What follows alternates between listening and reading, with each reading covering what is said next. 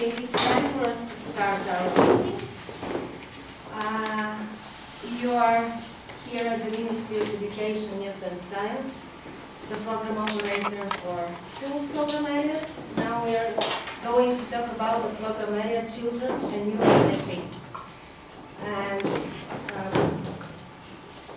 if you would like to start with just saying a few words about yourself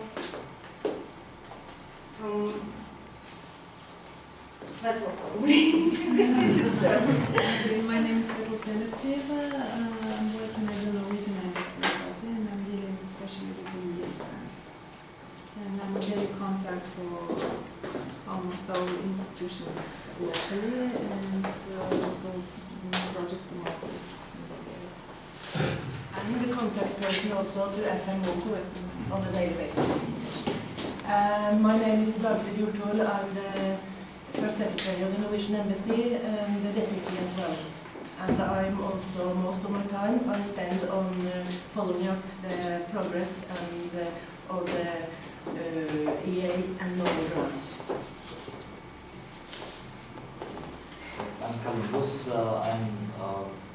My daily life is normally in Timișoara, at the Intercultural Institute of Timișoara, which is a non-governmental organization which was set up in the early 90s with the support of the Council of Europe, and which is working in generally the field of intercultural education, education for democratic citizenship, related to minority issues, and a lot of programs related to Roma, both nationally and internationally. And I'm also expert at the Council of Europe since 1998, and I've been involved in different programs, including project education for Roma children in Europe, and now more recently I'm involved in the training program for Roma mediators, which was set up, called ROMED, which was set up following the Strasbourg Declaration on Roma issues last year, adopted by the Council of Europe. My name is Paula Volasdottir. I'm the Director of Democratic Citizenship and Participation, and that means that I'm in charge of education and youth issues. I am Gabriela Voicu from FMO in Brussels, and I'm responsible for health, children and youth at risk and education. Hello, my name is Garo Nurkian. I work at the National Focal Point of the Council of Ministers, and I'm here as responsible for the 10% dedicated to the Roma issues of this program area, and as well as responsible for the scholarship. My name is Victoria Bigova. I'm also representative of the National Focal Point. As a National Focal Point, we are responsible for the overall implementation of European Economic Area Financial Mechanism and also Norwegian Financial Mechanism in Bulgaria. And I'm responsible for children and risk program area. I'm Maria Bau. I'm the contact person for the Ministry of Education and Science for this period of the financial mechanism grants. I work at the Structural Funds and International Educational Programs General Director, who used to be implementing agency for the previous period, and we have a little bit more experience than other of our colleagues in other ministries. Well, I'm Petra Timova, I'm Deputy Minister for Education, Youth and Science, and my portfolio includes structural funds, financial instruments, youth policy, and international and European issues.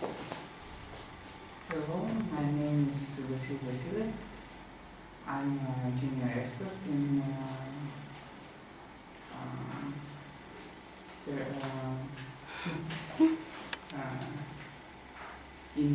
structural funds and international educational program general directorate. And I also am part of internal, external European programs directorate. Hi, my name is Yuri Nakamov.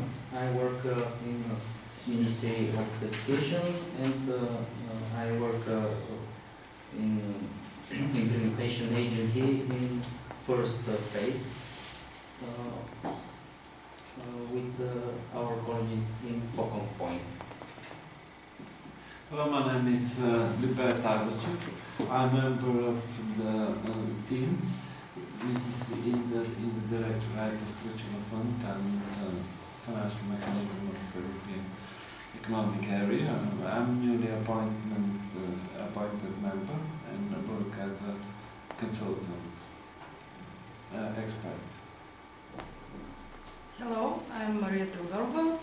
I worked at the Ministry of Education at the External European Program, and I'm a senior assistant. Hello, I'm Ivanka Buzilova, and I'm a trainee here in the Ministry of Youth, Education and Science. So I will help you today with the camera. Yes, I just want to apologize, we didn't warn you. We want to take part of our conversations here, and lately we will take notes of what was happening and we'll send you the minutes of the meeting, if it's okay with you. And now I would like to give the floor to Ms. Petrevkirova for a few words. Let me start by saying welcome to you to our institution. We're very happy to have you here and to start to getting together our proposal for the Children and Youth at Risk program. As it has been mentioned already a few times, we have been the implementation in the first period over here, and we do have some experience. So we do not expect it to be very difficult for us to put up a proposal and later on to carry on to implement the program. However, we are very tight with time, so we do have the time to present the proposal until February. On national level, it has been decided the proposal should be ready by December, so we don't really have too much time. That's why our colleagues here have prepared the first draft idea how we think it would look, that it's going to be presented later on here. And we'll be very happy to hear your comments so that we can very quickly start working on it and have a proposal as soon as possible. So thank you once again and enjoy the discussion.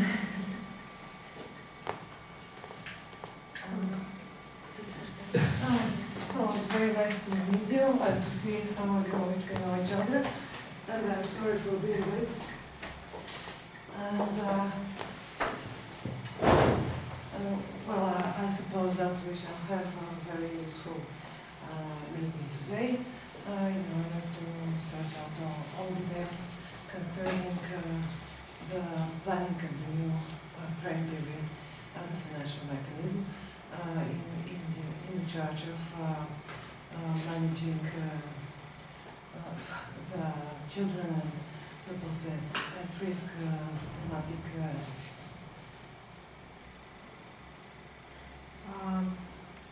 Mrs. Solomsdottir, I would like to give the word first to you and Mr. Rus for a few opening words before we proceed. Thank you very much, and I'm very glad to be with you today to see this program that you have been setting up. I think now really every day, the last stage we have been working on. If I'm here, it's because the Council of Europe has worked, as you know, for quite a long time on the Roma issues, and in my field, which is education, we have been actually working on these issues since 1969, so it's quite a long time. But in a much more structured way since 2000, I would say. Over the last 10 years, it has been really much more structured. And there are two recommendations that have been adopted by the Committee of Ministers of the Council of Europe on Roma education. One of them is very recent, it's from 2010 or 9, yeah, in June. The other one was from the year 2000, and we worked on that, but is the first one. The other one is update. And we have been really working on material that can be used to work with Roma children, to work with teachers, to train mediators, to use when you want to talk about the history of Roma. There are all kinds of material, and you may know it, you may not, but I have brought some to you here. We are now, there is a very big effort on training of mediators, and Colin Roos is very much involved in that, and he will tell you more about it. And it seems that if this is being done in a, let's say, serious and way that the mediators are really used afterwards, it gives good results. So this is what we are working on now after the declaration that was adopted last October, a year ago. And there will be much more to come. We are also working on the ground. We are doing very interesting things in Kosovo with the Roma population there, or Roma, Ascali and Egyptians, because it's a very complicated issue there. There are 3 types of Roma. And I'm also sure that Colin will tell you about that, because he has been very much involved in that. So I myself, and that is my last word, I think, is that I have been involved with this question for a very long time, actually since 1991, when in the Council of Europe we had a first hearing of Roma. And we tried to bring them together to hear what they had to say. And you know maybe that in the Council of Europe we have a Roma forum, which is the only place where Roma can talk about their issues in Europe and discuss together. I think that that's enough for the opening. Thank you. Well, I can add is that considering what you just said and knowing, considering the experiences I have also in the past years with colleagues from Bulgaria, I am totally convinced that that the ministry has the capacity to develop and implement a good project on this topic. And I know that there are many things that have been done already in Bulgaria on this topic. And I know that the challenges are still big, and there is a lot more that is needed. I'm very glad that we can discuss about this starting today.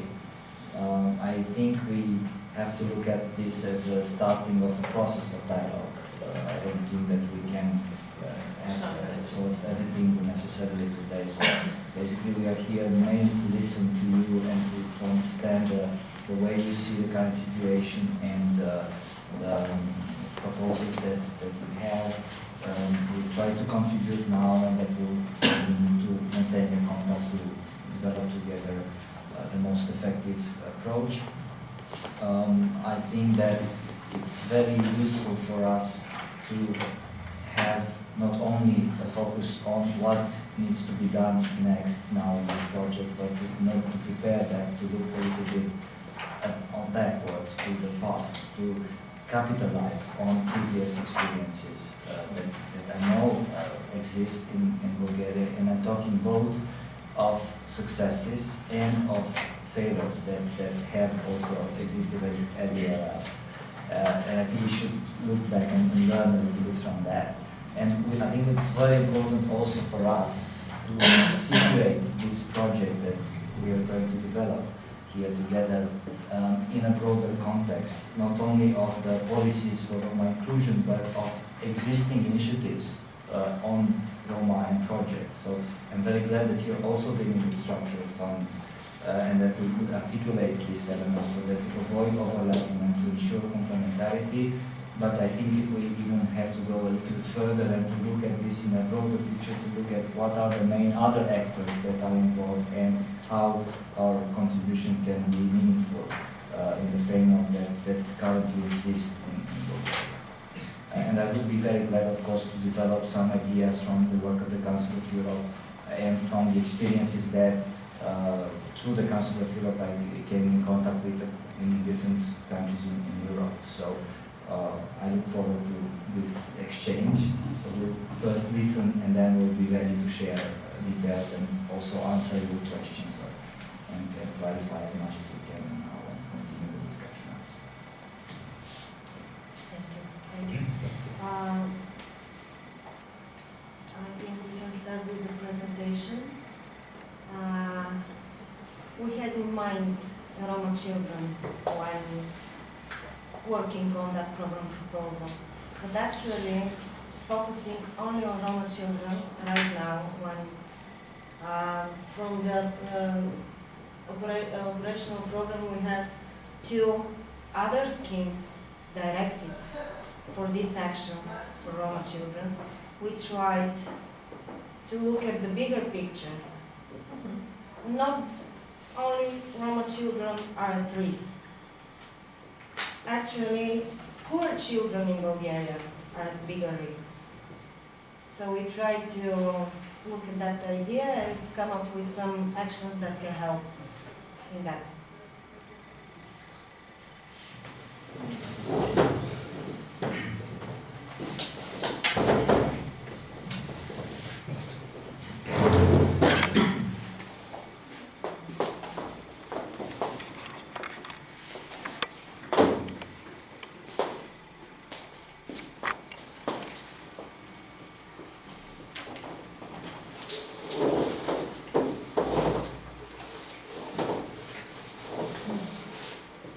The idea for our program is to facilitate the access to early education for underprivileged children aged 3 to 6 years in poor municipalities.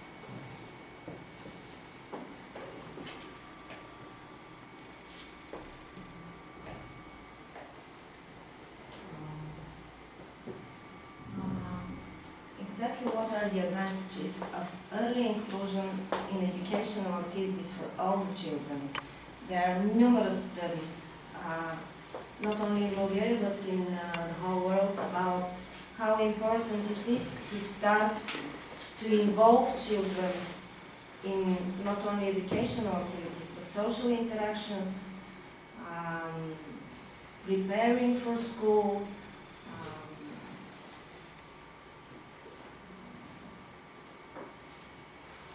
all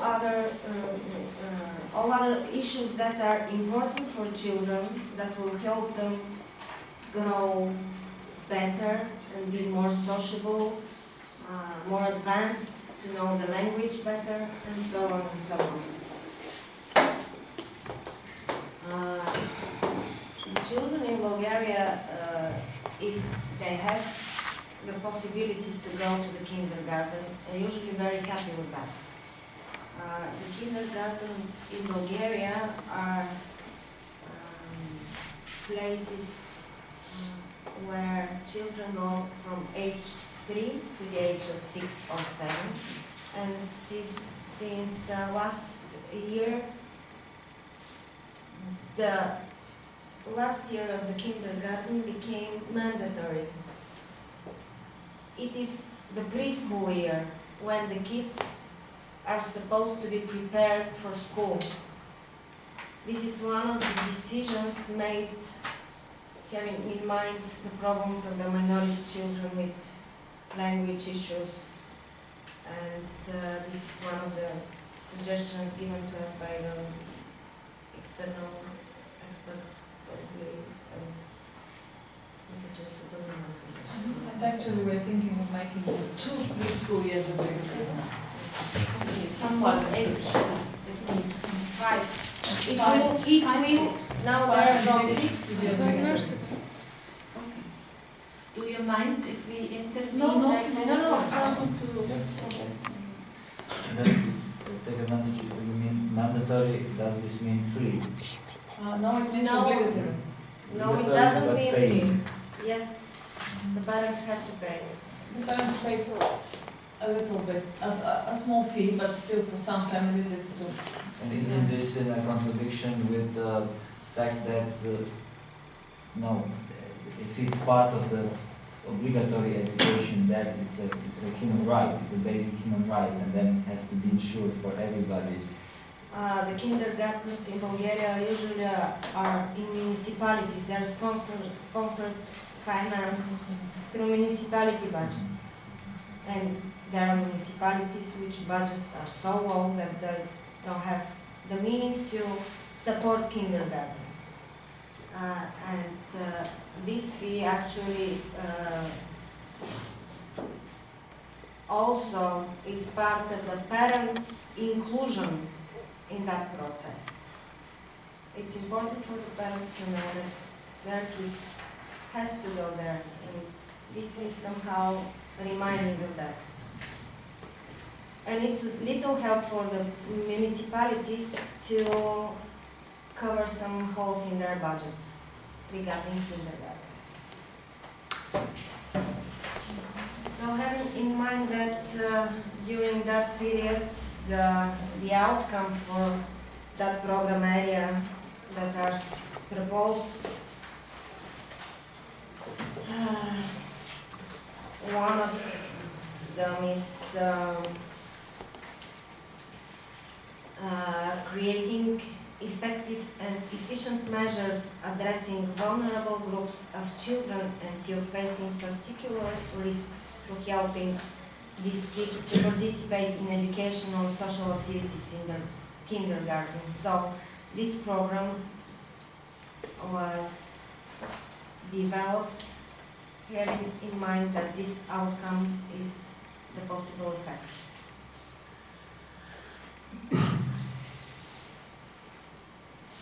So I already told you that the municipalities are responsible for the financing of the kindergartens. Most of them, there are some private kindergartens, of course. There are kindergartens, a small part which are in the military settlements, but there's still very little part of the whole situation. And the fee is a monthly fee? Yes, it's about 20, 30 or more level. Which is divide by half to have the euro, so it's 10, 20 euro, 10, 15 euro. I might make a clarification on the obligatory issue and the fees. The way it is now, the 6th year of the child, it is obligatory to go to school, this one preschool year. And this year can either be taken in a kindergarten or in a school. Schools also offer this service of this obligatory preschool year. If you do it in a school, it's half day only. And you go home at lunchtime, so you don't pay for, the school does not provide meals and afternoon activities. But if you go to a kindergarten, then there is meal that's extra to this obligatory process, and also the afternoon activities. That's why they pay a little bit in the 6th year. The other children from the age of 3 to 5, they pay this small amount that has to come extra to the funds provided by the municipality budgets. So that means that the obligatory fee has to be paid by all, including those who go to school for half day. Those who go to school do not pay. Those who go to school do not pay. Okay, and it's up to the parents to decide whether they send them to a school, to a kindergarten. However, in the small villages or small towns, you don't really have a choice. It's either one school or one But that's my question. Is it this fee to cover the meal, or is it this fee plus the fee to cover the meal? No, in the 6th year, it's just the meal and the afternoon activities. In the 6th year, if you're in kindergarten, you just cover the meal and the afternoon activities, because you also have teachers in the afternoon. Either you can play dances or whatever. Okay, and in the lower age, there's a fee plus the fee for the meal? Or no, it's one fee. It's one fee. It's settled for the group by the municipalities. And it includes the meal? Yes.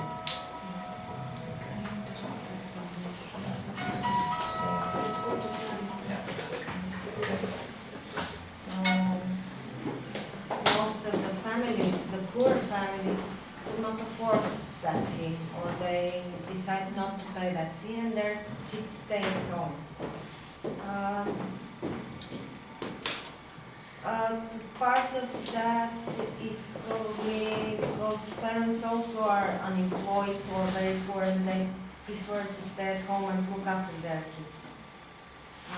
But kindergarten is a place where actually there are no psychologists now who can say that this is not a good place for a kid to go. It's better for the kids to stay at the kindergarten for a while, for some part of the day, instead of staying at home with their parents. Even if they stay at home and they take care of the kids.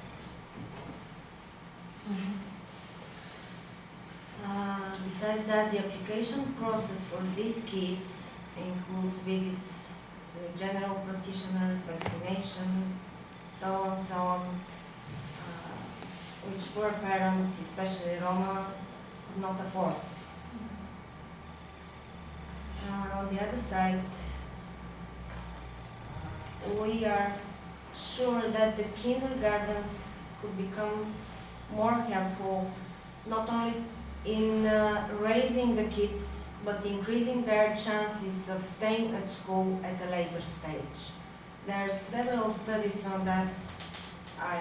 We made the research. Kids who stay in the kindergarten later have better self-respect. They know more about the life, they're better socially accepted and so on, which helps them stay at school longer.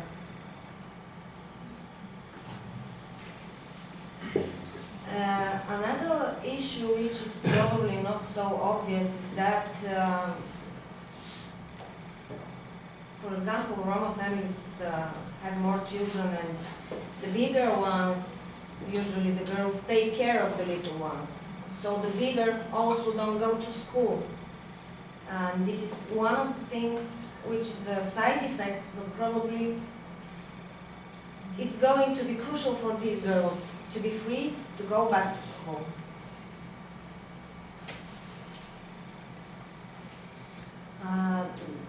The region which is of northwest of Bulgaria is the poorest region in the United Union.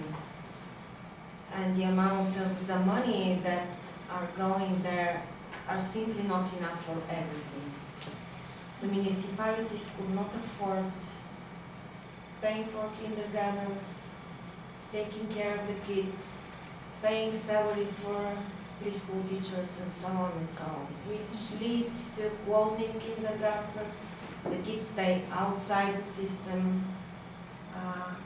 which later creates difficulties for them going to school and participating in school activities.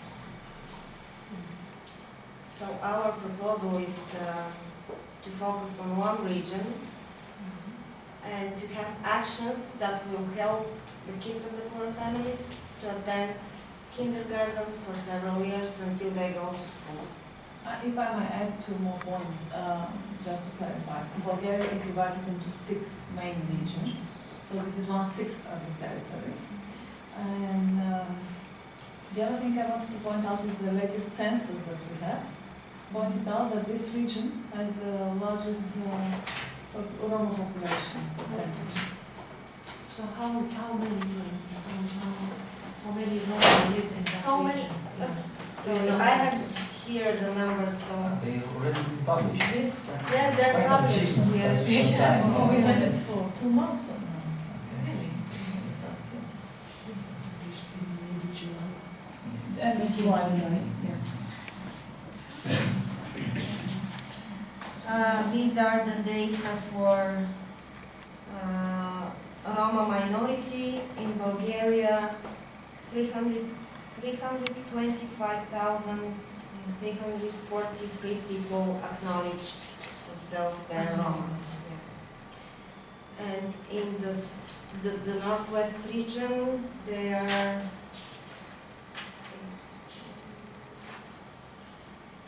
more than 30,000 people. And which represents what percentage for the region? So The percentage of Roma in the northwest region. Oh, we cannot. How many people live in that region? In cities, probably there will be 10%. In villages, more.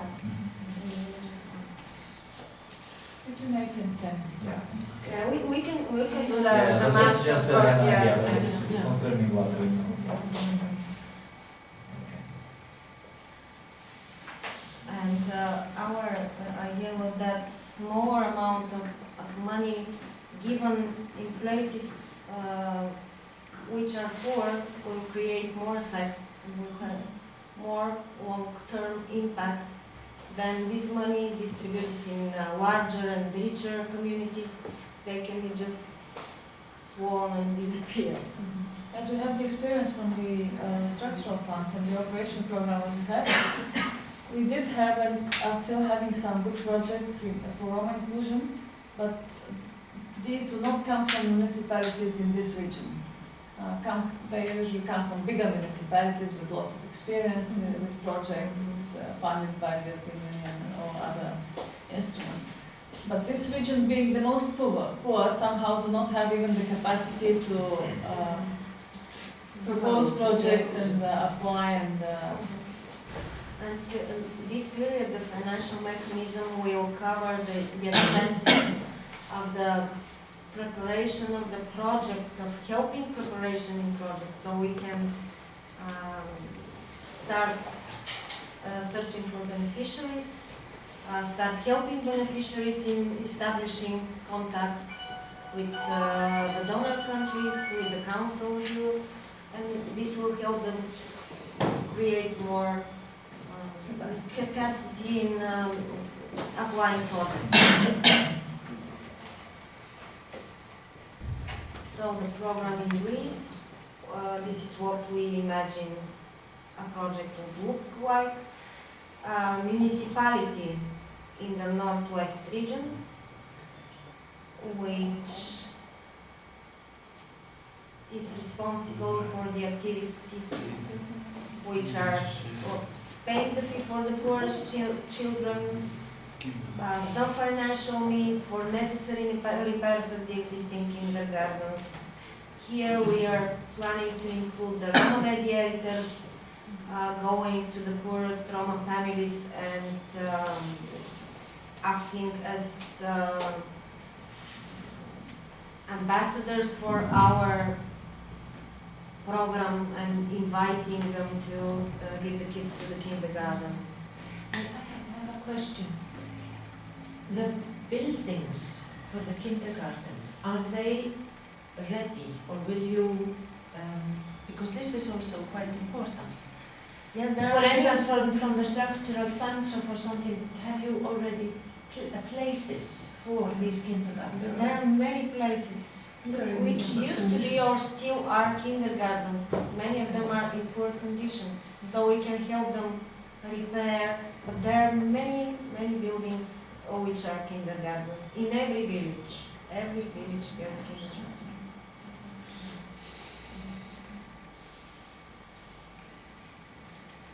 So we don't mean initial construction? No, repair. No, this is important as well. No, But you have the construction, you have the actually. So some support to refurbishment Yeah. of already existing. Either refurbishment or some renewals in the kitchens, because usually the food is prepared in these kitchens. We had such a project in one big municipality in the first period of the financial mechanism. A big kitchen had been renovated, a big town.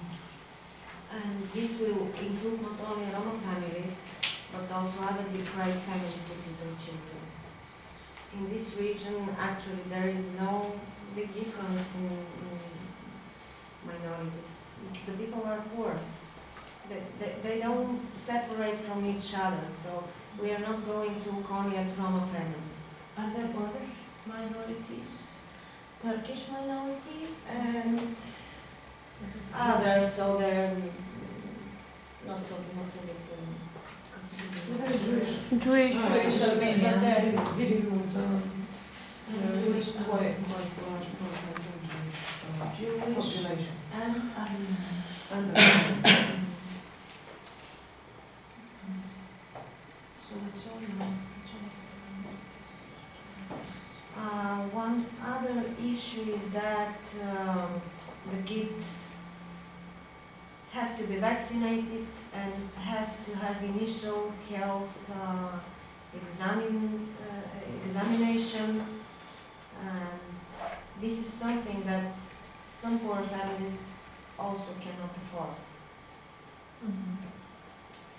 And we were hoping with the help of the FMO to start working with the program operator of the other area, public health initiatives, in order to help. Create synergies. Yes. We were thinking of actions that will be useful for them too. So they have an outcome, improve access to and quality of health services, including reproductive and preventive child health care.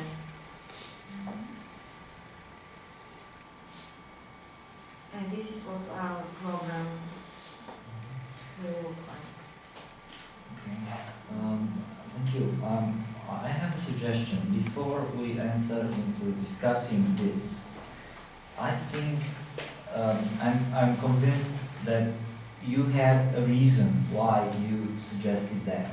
And this is a conclusion of a thinking process, of an analysis that you have done within your team.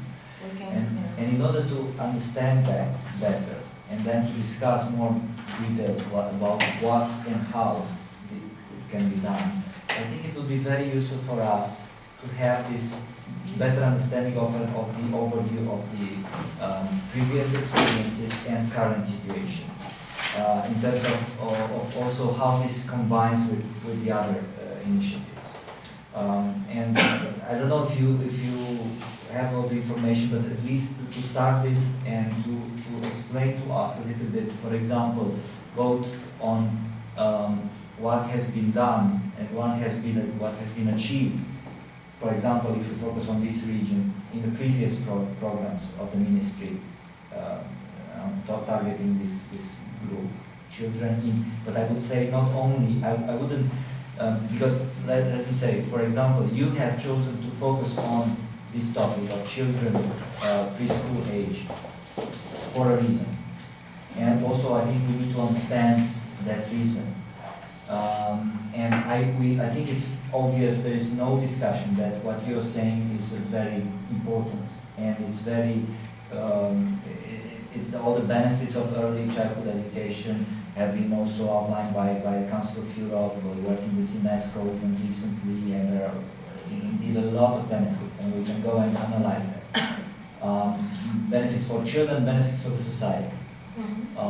So there's no need to discuss, to argue all the details on that, and maybe we get back to that when we discuss how this can be achieved. But now, I would really like to have this one phase in which we analyze all the issues about Roma education. What has been done, for example, in this region, with what results, and then also what is the current situation about structural funds mainly, but also other initiatives, for example, Roma Education Fund programs or projects or others, so that we understand better the reasoning which is behind this proposal. If you can tell us.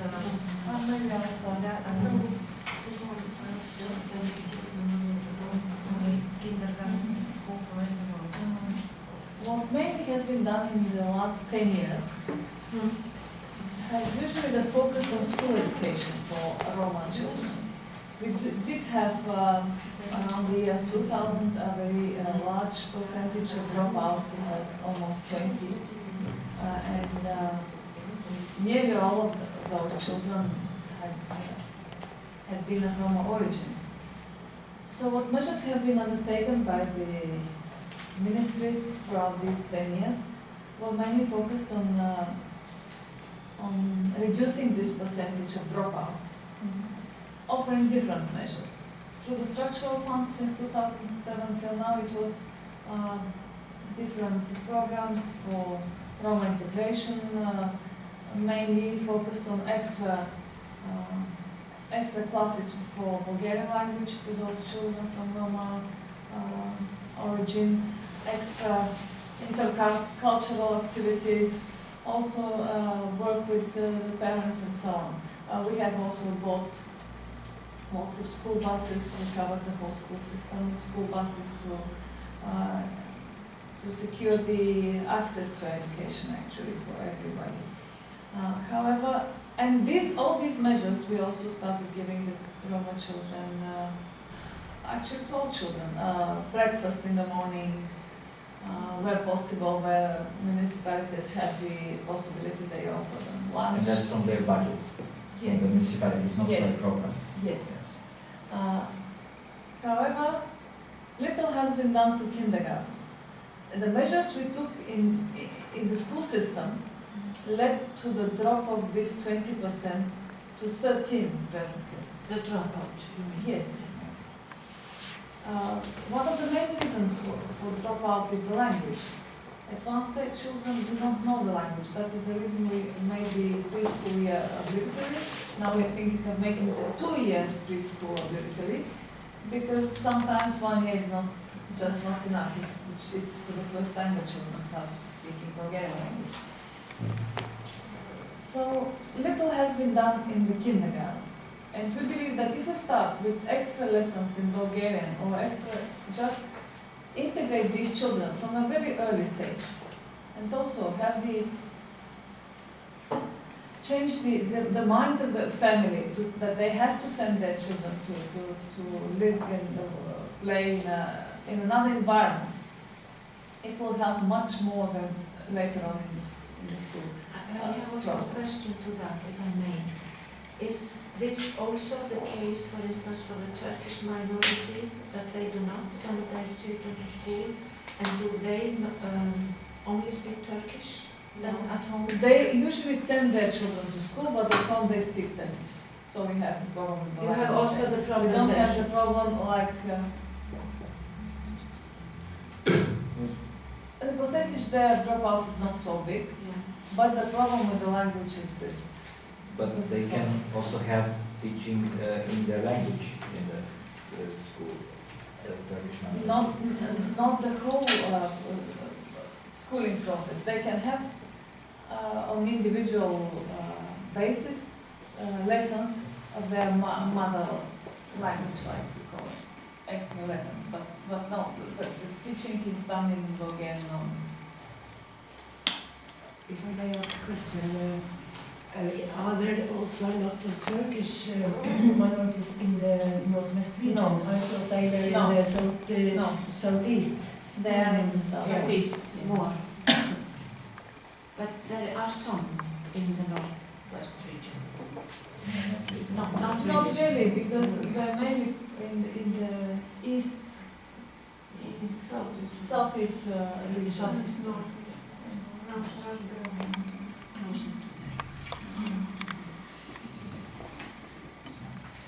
Of course, the program was prepared having in mind that the overall objective of the financial mechanism was to strengthen bilateral relations. So we checked, of course, the policy of Norway.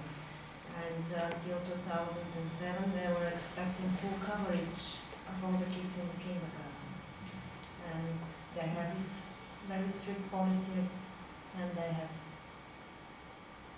very nice kits for teaching in kindergarten. So we are hoping to learn from them. Yes. And what about the structural funds programs now, generally available to deal with Roma education? What are they covering? The structural funds. Yes. I told you already, they usually cover extra lessons in Bulgarian language in schools. For those who attend schools, they also cover some intercultural activities, but also in schools, like concerts or special days where Bulgarian, Roma, Turkish families participate together, celebrating celebrating the tradition of one of the ethnicities. Such activities mainly. We just started another program, but it's focused on reintegration back to the school system of dropouts. And how is this done? With the help of mediators and the municipalities are the beneficiaries with the schools and with partnering with NGOs who work with the families and who have mediators. And we have just started it. We're waiting for the proposals of the municipalities actually now to see what activities they will suggest, but they will mainly be focused in two directions. One, work with new dropouts, those who have dropped out in the last year, and those who had dropped out for a period longer than 1 year. And depending on the age of the child, the work will be directed towards either integrating the child, the student back to the school where he or she attended, or if the age that do not really correspond, offer them individual tuition.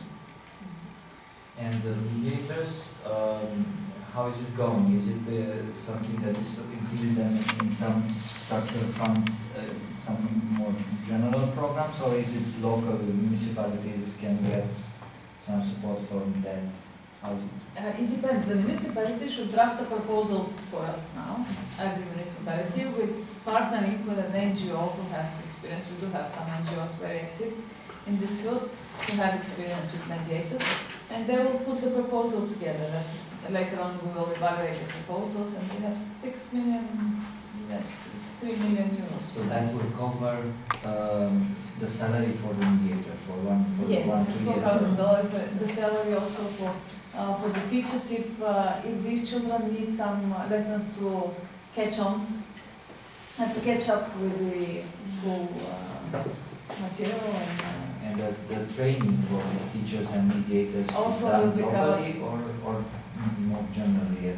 No, locally. because it's a grant scheme. It's a grant. Okay. So It in depends each on the project. small project there has to be a training program. They are eligible, these activities and these expenses are eligible. If they choose to include them in the project, then we will approve them and they will be financed. Okay. But it's a local management. And is there a policy about what will happen with the mediators after the project? Usually the NGOs that will partner with the municipalities have pools of already trained mediators, and these mediators are usually used with other projects as well. So it's actually the NGOs that support this pool of mediators and take care of the sustainability of the mediator system. I'm asking also because that could be relevant for us, because if they are also a resource, you have to think about all the elements that we have. For instance, if you take the region as a focus, if there are mediators in the schools, there has to be some thinking about how if they would also take charge of the kindergarten, if there will be a separate mediator for kindergarten, how they will cooperate.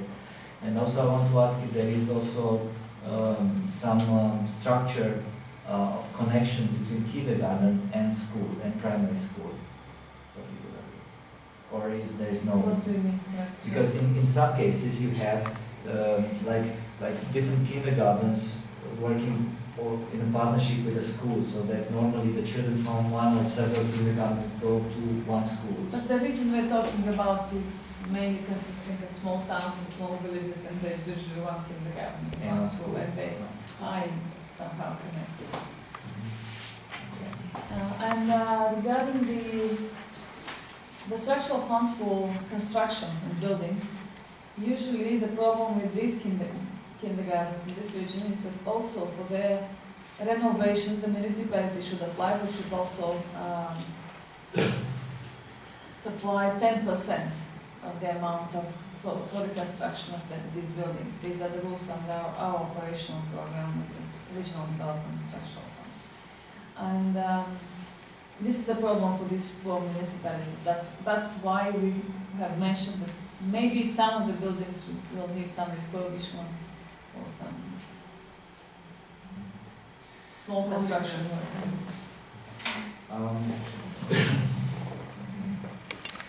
Now, we move to this topic back on preschool.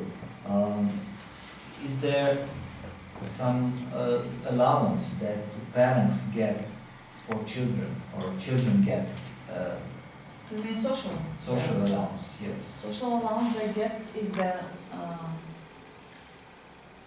yes, it's paid by the Ministry of Labor and Social Policy, but it is now connected to the attendance of schools. And if the child of a normal family do not attend school, they do not get the social